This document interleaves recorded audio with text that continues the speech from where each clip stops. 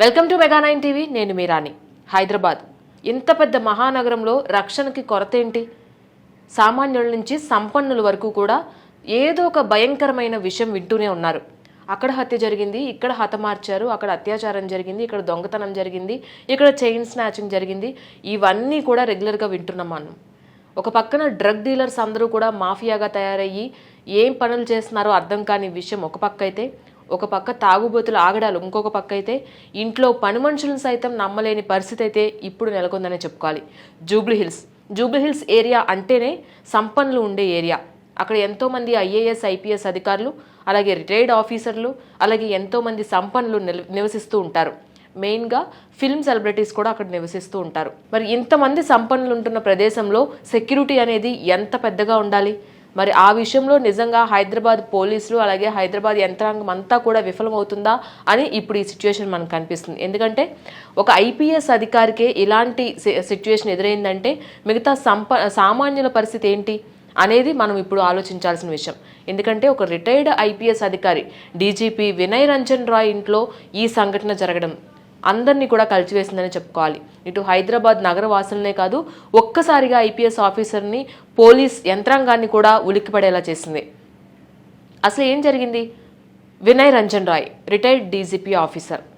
ఈ IPS officer ఇంట్లో చాన్నాలుగా 8 నెలలుగా ఒక పని మనిషి, నేపాల్కి సంబంధించిన ఆవిడ పనిచేస్తూ వస్తున్నారు.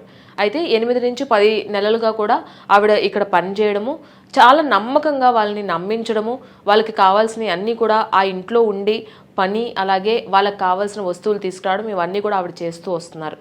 ఇంత నమ్మకంగా కొన్ని నెలల నుంచి కూడా వాళ్ళు ఆవిడ్ని నమ్మారు. అలాగే ఆ నమ్మకంతోనే ఈ రిటైర్డ్ డీజీపీ ఎవరైతే ఉన్నారో వినయ్ రంజన్ రాయ్ బెంగళూరులో ఒక పని నిమిత్తం వెళ్ళడం జరిగింది. మే 7వ తారీఖున శుక్రవారం రాత్రి ఎగ్జాక్ట్గా 2 గంటలకి ఈ సిచ్యువేషన్ జరిగిన పరిస్థితి అయితే ఉంది. అప్పటికే 2 రోజుల క్రితం కల్పన ఒక 2 వ్యక్తులతో బయట మాట్లాడుతున్న సీసీటీవీ ఫుటేజ్ కూడా పోలీసులకి లభ్యమైంది. మరి ఐపీఎస్ ఆఫీసర్ ఇంట్లో ఘటన అంటే అంత ఈజీగా వదిలేస్తారా పోలీసులు? వదలరు కదా. ప్రతి ఒక్క క్లూని కూడా క్షుణ్ణంగా పరిశీలిస్తున్నారు. ఆ నేపథ్యంలోనే ఆవిడ రెండు రోజుల ముందు నుంచి ఎలా ఉన్నారు, అసలు స్టార్టింగ్ నుంచి ఎలా ఉన్నారు అనే నిమిత్తంలో సీసీటీవీ ఫుటేజ్ అంతా కూడా వెలికి తీసే ప్రయత్నం చేస్తున్నారు. అప్పుడే బయటకు వచ్చింది ఒక 2 వ్యక్తులతో ఆవిడ అక్కడ నుంచి మాట్లాడడం, అది కూడా వాళ్ళు కూడా నేపాల్కి సంబంధించిన వాళ్ళు అవ్వడం, ఇదంతా కూడా ఒక ఎత్తు అయితే, ఆ శుక్రవారం రాత్రి అసలు ఎందుకు ఈ వినయ్ రంజన్ రాయ్ భార్య అయినటువంటి తనూజాని వాళ్ళు ఎందుకు మర్డర్ చేశారు అనేది ఇప్పుడు ఒక మిస్టరీగా మారింది. ఎందుకంటే నమ్మకంగా పనిచేస్తూ ఆ ఇంట్లోనే ఉంటూ వాళ్ళకి ఆసరాగా ఉంటూ అలాగే వాళ్ళు ఇచ్చిన జీవితం తీసుకుంటూ ఆవిడ చేసిన ఈ పనికి కూడా అందరూ ఆశ్చర్యపోతున్నారు. ఇంట్లో పని మనుషులను పెట్టుకుంటే కూడా ఇలా జరుగుతుందా? వాళ్ళ మీద నమ్మాలా, లేదంటే వాళ్ళని నమ్మకుండా ఏ విధంగా ముందుకు వెళ్ళాలనేది కూడా ఇప్పుడు అందరూ ఆలోచిస్తున్న పరిస్థితి. ఎందుకంటే సరిగ్గా శుక్రవారం నైట్ 2 గంటలకి వాళ్ళు డబ్బుల కోసం అలాగే బంగారం కోసం ఈ కల్పనతో పాటు మిగతా 3 వ్యక్తులు లోపలికి రావడం, తనుజ పైన అటాక్ చేయడము, అక్కడ ఉన్న బంగారం డబ్బుల్ని తీసుకుని వాళ్ళు పరారీ అవడం అనేది ఇప్పుడు అందరినీ కూడా ఉలిక్కిపడేలా చేసింది.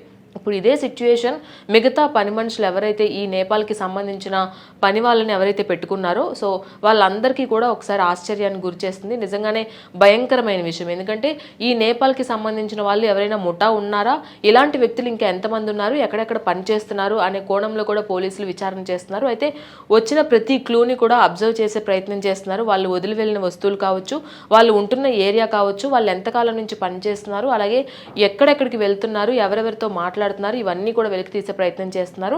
అలాగే సిపి సజ్జనార్ కూడా ఒక మెసేజ్ అనేది ఫార్వర్డ్ చేయడం జరిగింది. ఇంట్లో ఎవరైనా పని వాళ్ళని పెట్టుకునే ముందు అసలు వాళ్ళు బ్యాక్గ్రౌండ్ ఏంటి, వాళ్ళు ఎక్కడి నుంచి వచ్చారు, వాళ్ళు ఎంతకాలం నుంచి హైదరాబాద్లో ఉంటున్నారు, నిజంగానే వాళ్ళు నమ్మకస్తులా అనేది ఖచ్చితంగా తెలుసుకోవాల్సిన పరిస్థితి అయితే ఇప్పుడు ఏర్పడిందని చెప్పుకోవాలి. ఎందుకంటే జూబ్లీహిల్స్ లాంటి ఏరియాలోనే ఇలాంటి ఘటన జరిగిందంటే మిగతా ఏరియాలో జరగడం అనేది చాలా మామూలు విషయం. కాబట్టి ఒక ఐపీఎస్ అధికారి ఇంట్లోనే ఇలా జరిగిందంటే సామాన్యుల పరిస్థితి ఏంటో మీరే ఆలోచించుకోవచ్చు. కాబట్టి పని వాళ్ళ విషయంలో జాగ్రత్త వహించాలి, ఖచ్చితంగా జాగ్రత్త ఉండాలి పని వాళ్ళని పెట్టుకునేటప్పుడు ప్రత్యేకించి. ఎందుకంటే వాళ్ళ కదలికలు కూడా అబ్జర్వ్ చేస్తూ ఉండాలి. ప్రత్యేకించి ఈ నేపాల్ గ్యాంగ్ ఎవరైతే ఉన్నారో వీళ్ళు ఒక ముఠాగా ఏర్పడము, పని కోసం పలు చోట్లకి తిరగడము, హైదరాబాద్లోనే కొన్ని సెలెక్టెడ్ ఏరియాస్కి తిరగడము, అక్కడ పని కోసం వాళ్ళ దగ్గరికి వెళ్ళడం, కొన్నాళ్ళు వాళ్ళ దగ్గర నమ్మకంగా పనిచేయడము, అలాగే వాళ్ళని నమ్మించే ప్రయత్నంలో వాళ్ళు నిజంగానే చాలా పని చేస్తారు, చాలా నమ్మకంగా ఉంటారు. ఎలాగో అంత నమ్మకంగా ఉన్నప్పుడు కొన్ని నెలల తర్వాత ఆటోమేటిక్గా ఒక పర్సన్ మీద మనకి నమ్మకం పెరుగుతుంది కాబట్టి అదును చూసుకొని ఇంట్లో ఒంటరిగా ఉన్న టైంలో ఇలాంటి ఘాతకాలకైతే వాళ్ళు పాల్పడుతున్నట్లుగా తెలుస్తుంది. కాబట్టి ఎంతమంది ఉన్నారు ఇలాంటి వాళ్ళు అనేది వాళ్ళు వెలికి తీసే ప్రయత్నం కూడా చేస్తున్నారు.